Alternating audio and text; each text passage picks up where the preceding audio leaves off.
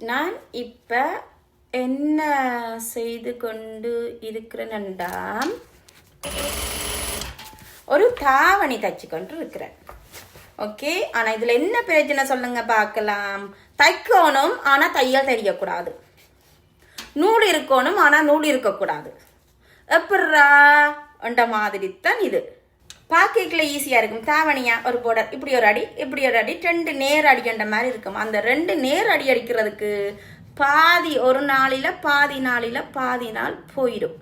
ஏன்னா அந்த போர்டருன்ற கோடு அந்த லைன் ஒரே கோட்டில் இருக்கணும். கீழ் துணியும் மேல் துணியும் கொஞ்சம் கூடி குறையக்கூடாது. தையல் வந்து ஒரே நேருக்கு ஒரே இடத்துல அப்படியே தையல் வந்து ஒன்று இருக்கணும். தைச்சது தெரியக்கூடாது. காட்டுறேன் பாருங்க.